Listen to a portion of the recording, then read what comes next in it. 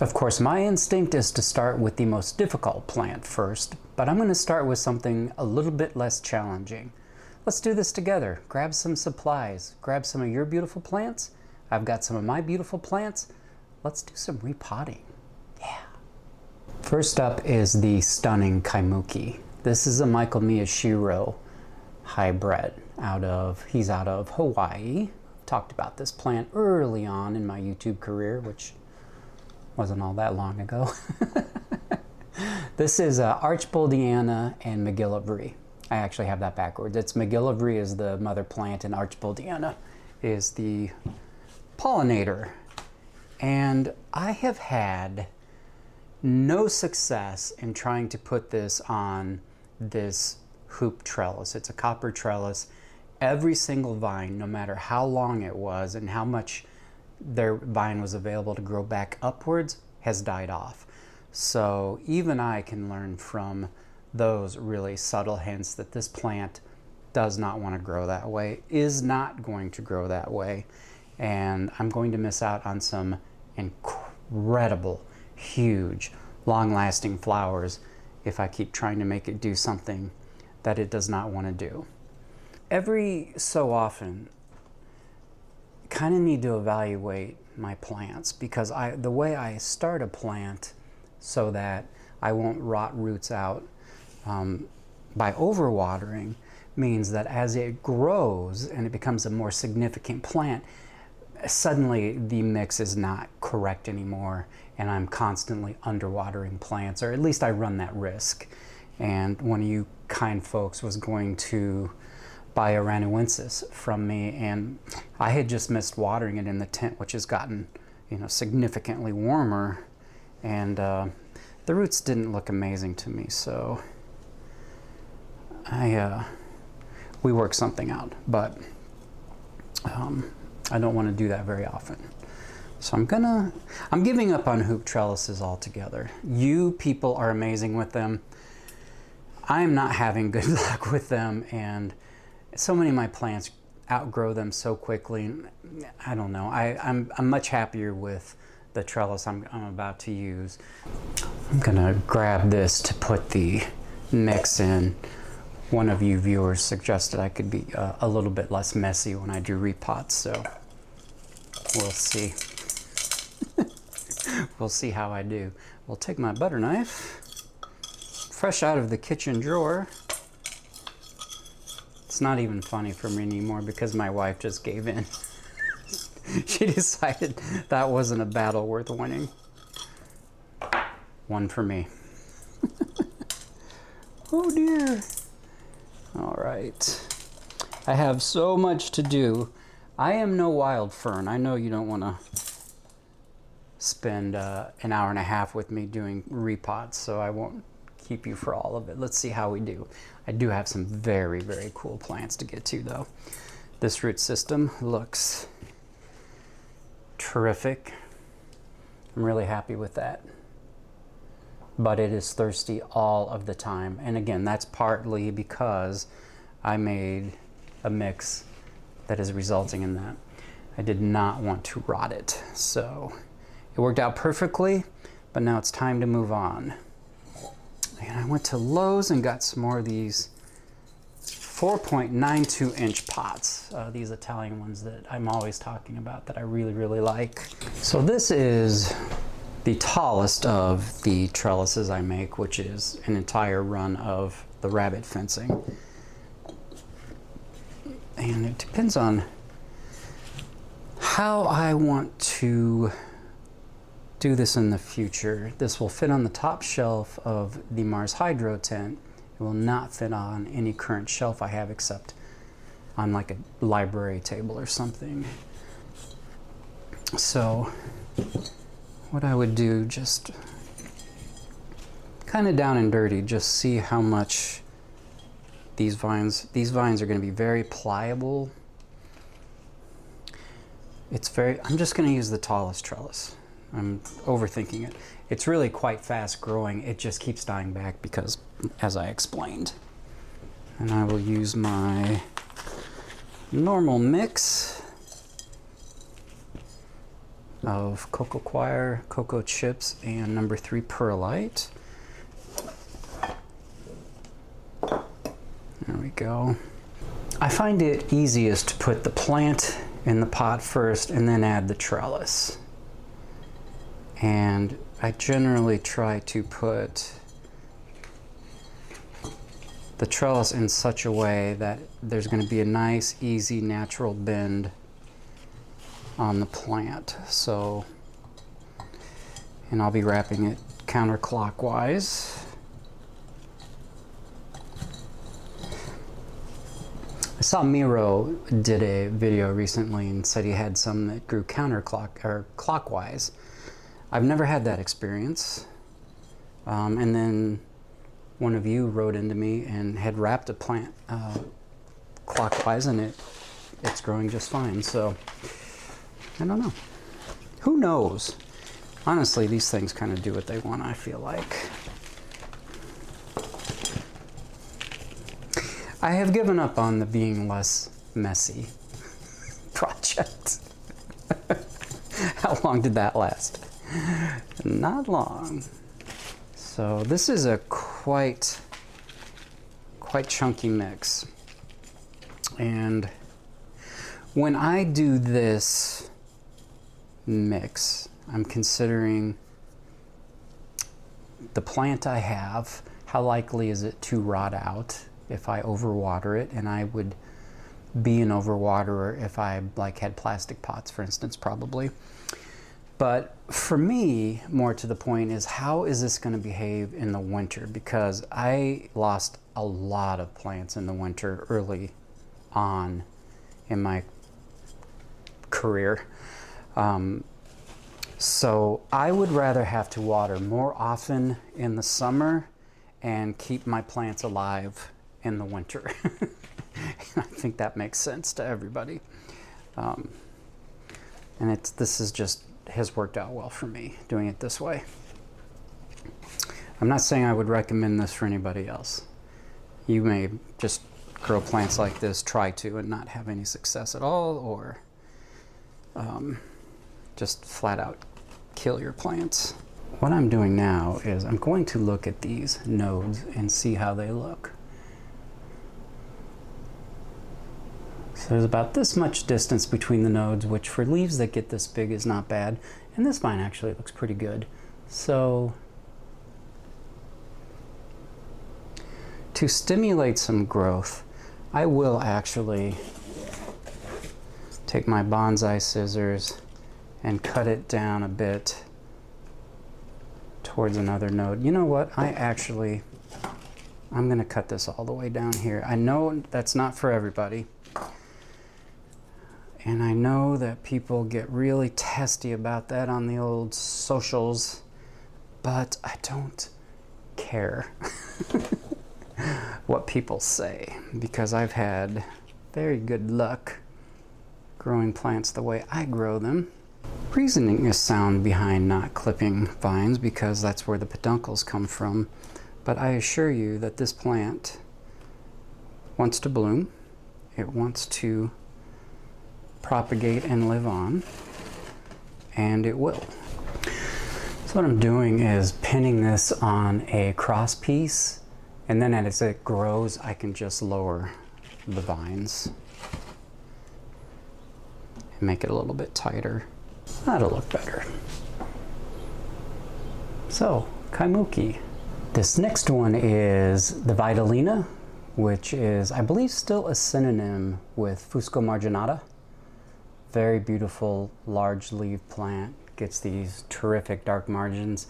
This is getting a lot of light right now. It can get much darker leaves, which is probably prettier. I'm running into the exact same problem with this one. Any vine that even hints at going down dies off. It just kills it off and puts out a new vine. So it's getting a normal trellis. This is a fantastic plant. It does like it on the warmer, humid side.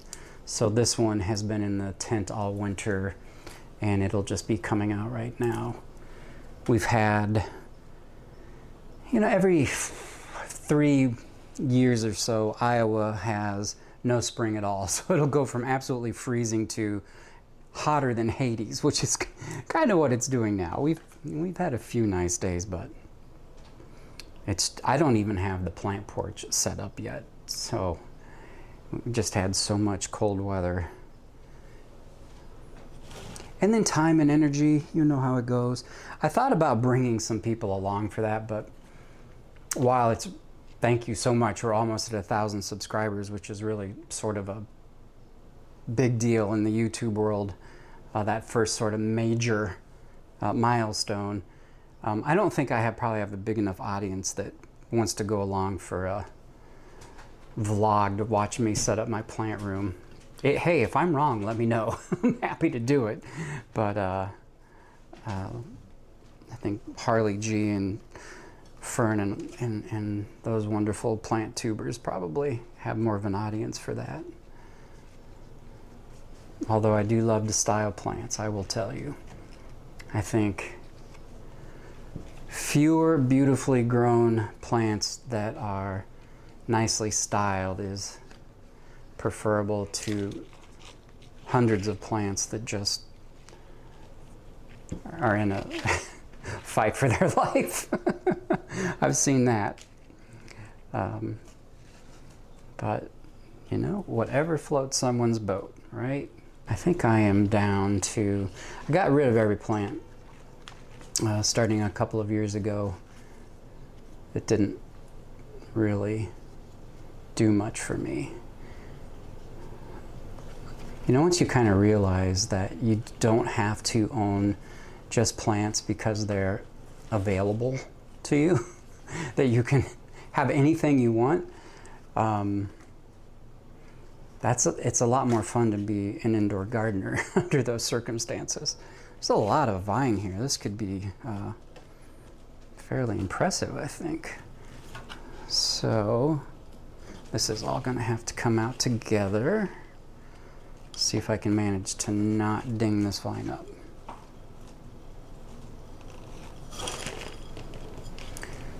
Okay.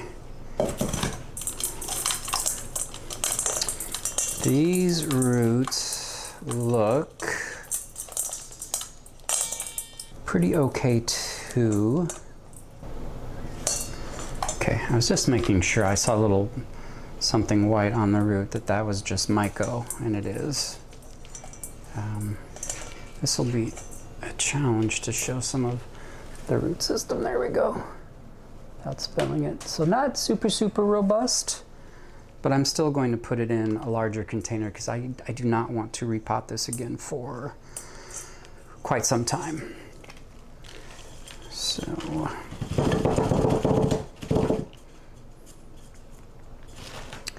pretty large container here, chunky substrate, and I'm going to use a very wide trellis for this one. I see a pedunculon here, another plant that can bloom pretty young and has spectacular blooms. Where is my extra large trellis? So I'm going to use an extra large and tall trellis for this plant, which should just tell everyone I don't want to retrellis this one again for a long time. I want it to just grow and be happy and healthy.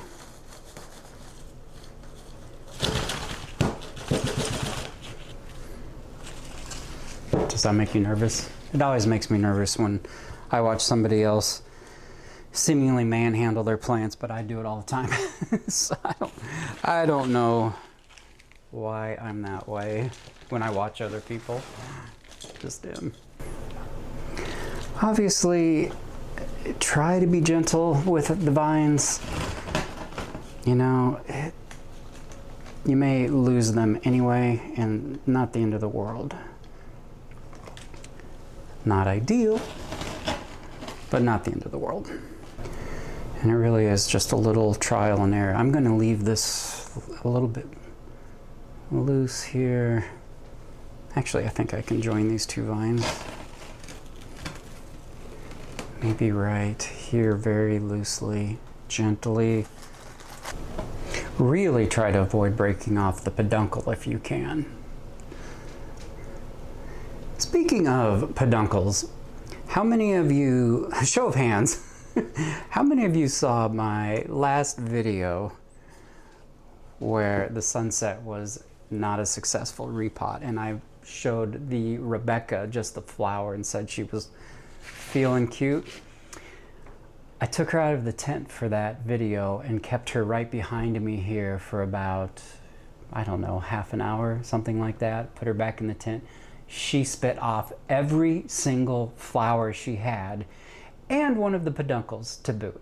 So she was not amused with that 30-minute relocation. So when you have a Hoya in bloom or about to bloom, don't move it. Do not do it. Leave it right where it is. I didn't think it would be that big a deal, and I'm certainly not upset because it's a very prolific bloomer and we are in bloom season, so no worries there. But when I opened the tent and took a look at it and was ready for the big smell in the morning and there was nothing, I was like, what the hell? This looks pretty good. I missed a vine. Y'all have to help. You all have to help me. This is what I do. Oh, Lord. This is really a statement plant. So I have high hopes for this summer. I'm going to put it on my plant porch. I'm going to put it in a west window. Get a ton of afternoon heat. It's going to get filtered very bright light. And it is going to be happy. And you are going to grow. Be right back. So this is the one I thought might be a little bit challenging. It's the Pallidiflorum Anthurium. Nice strappy, not quite a velvety leaf, but satiny, I would say. Very pretty. Fantastic plant. No stress, except for a Hoya wrapping itself around the plant. And when I pulled specifically Rebecca, oh, Rebecca is a pill, isn't she? Man.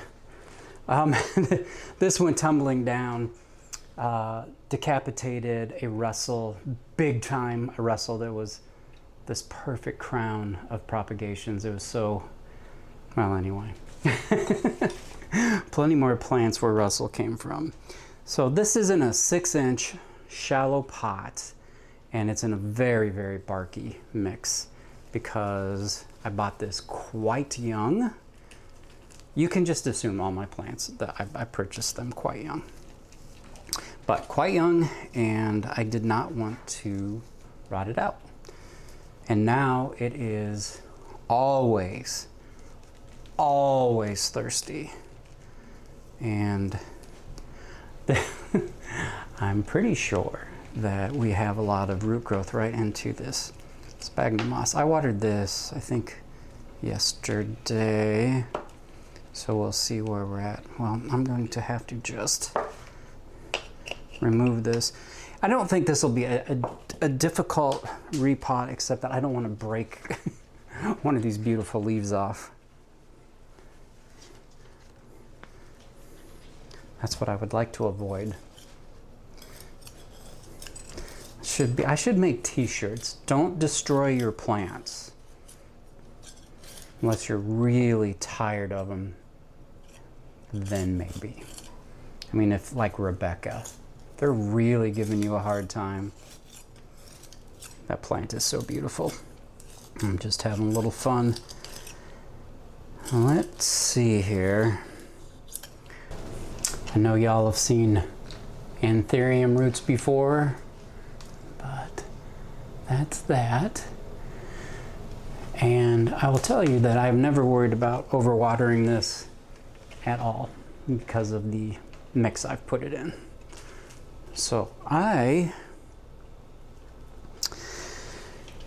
had hoped, you can see this maybe you can see. This one is growing straight down. I had kind of hoped to maybe get it to angle up a little bit. It's way too rooted in there, so I get to be satisfied with just having a very nicely growing anthurium. This, by the way, is half my anthurium collection. Maybe in the next video we'll repot my other half. I would tell you what it is right now, but I can't pronounce it. Pseudo something something. I do need a bigger pot. I guess I'm taking this with me. Can't really set it down. Be right back. Well, that is essentially kind of what I was hoping to be able to accomplish. So let's see how it goes.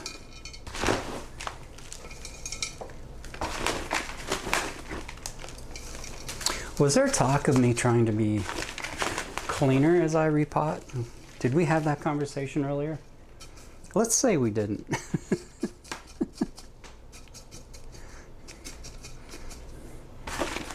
I mean, it was an admirable goal. It just didn't work out. How crazy does this look? Can we see it all?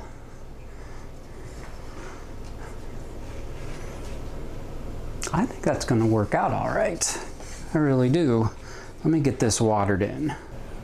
I think last for the full plants that really do need my attention, let's do a Morellii. This is a species plant originally found in the Philippines on Mindoro Island. I believe it was found to be growing more far-ranging than that eventually. But this is one that's getting very, very thirsty very quickly. I want to show you a couple of things about this plant. One is, look how long this vine is. And the internodal spacing is so close on this plant. It fills out so beautifully.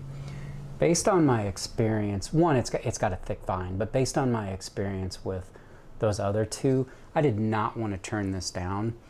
And it's putting on growth, even just though this vine is just kind of hanging out, it's putting on new leaves. So I'm going to very carefully trellis this, try not to knock those off. But let's see if I can get a close-up of this leaf. Can you see that patchy look? This shows up on Facebook a lot, and people are happy to try to help and guess, even if they don't know what it is. It's cell collapse from inconsistent watering. And while I watered consistently, it was drying out too fast, so I wasn't keeping up enough on this one. So I knew when I had potted this one up last fall that it was in a very, very Cocoa Coir light mix. I did not expect it to put on this kind of growth in ambient conditions over the winter under Barina lights. Just crazy. But again, I feed my plants all year round, and I shouldn't be surprised. It just, that room gets so cold. I wouldn't have thought that this would, coming from the Philippines, I just didn't think this would grow that quickly, but boy has it, because it was just this crown. It put on all of this growth. I realize we've had spring as well. But man, oh man, what a plant. This is just one of mine. I've got others that I'll be selling some props and plants, and this is just, if you have a chance and you're in the market for a really great plant, here's one. There's so many Hoya, but this is just such a great one. By the way, I went to an enormous Hoya plant sale this weekend, and there were 500 plus separate varieties of Hoya, and I only came home with 3. And I think I have mentioned several times, I know I have mentioned several times that the hobby for me is growing plants, not buying plants. So I can't take any credit for only coming home with 3, but my wife found a real beauty that I'll show in a video soon that the seller did not want to sell. It was one of those deals like it got left in the tray, and it's a friend of mine, and so she very generously cut it for me. It had grown into 2 pots, so it was one's rooted in one pot, and then it went over and rooted into another pot. And these roots are on the dry. This is just bone dry. I just watered it recently too, so that's all right. They're not dry rotted. But look at all this beautiful plant. Holy Moses. So there is what I started with, and here is what I have ended with. 2 new leaves there, baby leaf that I'm going to try not to break off, and then all of this. But what a great growth pattern to have. Just easy to build such a full plant when they grow like this. A little challenging if I wanted to propagate this when the internodal spacing is 1/2 inch, but what a problem to have, right? I love all your comments. Helpful and amusing, and I texted a friend of mine who watches these videos, and actually, hi Tom, you just texted me while I was making another video, and I noted to him that stop setting the bucket down. I get 1 thumbs down on every video I make. Every single video. I ask him if there was something that we needed to talk about or not. But he's not exactly owning up to it, so who knows. I'm rubbing somebody the wrong way. That's all right. I don't really worry about that kind of thing anymore. If I'm not comfortable with who I am and what I do by now, not good. That would not be a good situation. Did I mention that this making these is available? I will, I think it's here. I'll put a link if you want to see how to build these. I'm not saying it's difficult, but if you've never done it before, it's probably nice to have a tutorial. It is by far my most watched video, so I guess I shouldn't act like people don't want to know how to make them and to wrap plants on it. I was trellising one of my Jennifers, which you've heard me talk about a lot, and you will hear me talk about more soon. One of the all-time great Hoya, at least in my collection. The largest leaf she's ever produced on a plant that you may have seen me actually trellis up fairly recently. Huge leaf, and I tore it in half. I thought it was dark green and it looked hardened off, so I just grabbed the leaf. Man, that hurts so much, because truly it's just a magnificent leaf. And why I'm just pulling this tight and not pinning down, I keep calling it pinning down, clipping down I guess is more accurate.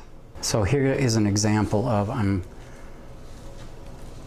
can't really move this.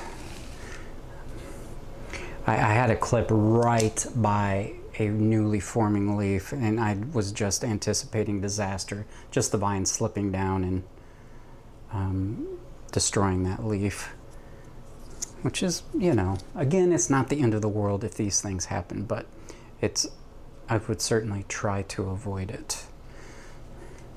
One of the interesting things, maybe I should stop talking for a moment and concentrate, and then I will talk about one of the interesting things about Hoya, that if you're coming from the aroid world, oh, this is great.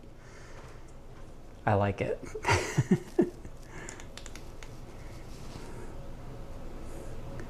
I'm just going to be very careful not to break the spine.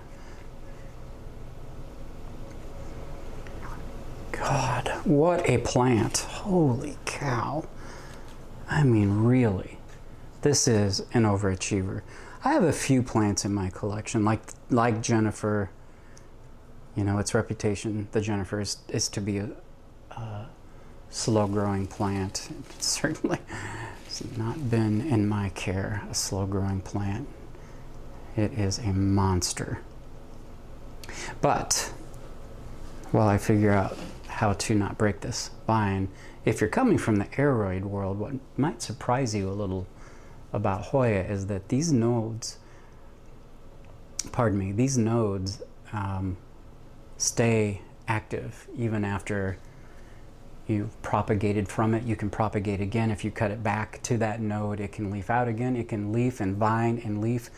My New Guinea ghost on one node right now, I counted off with Kathleen, my wife, there are, now I can't remember, but it's something like 6 leaves and 2 vines coming out of this one node. It is absolutely crazy. I've never seen anything like it. Maybe you have. Maybe it's 1 in a million. I really don't know, but it is just crazy. But whereas in a, you know, when I'm cutting back a philodendron, I always want to make sure that I'm not cutting back to a point that has already, a node that has already put out growth, and that is just going to be a dead node. With Hoya, that's obviously, as I'm over-explaining at this point, not something that you have to worry about. I'm going to loosen it up even more. And then I think one more, and I think this one's done. God, please. Hoya are boring. Who are these people? So, oh, please, look at this, right? Oh my God, this was the right decision. This was the right decision. And it is going to keep filling out and just be a magnificent plant.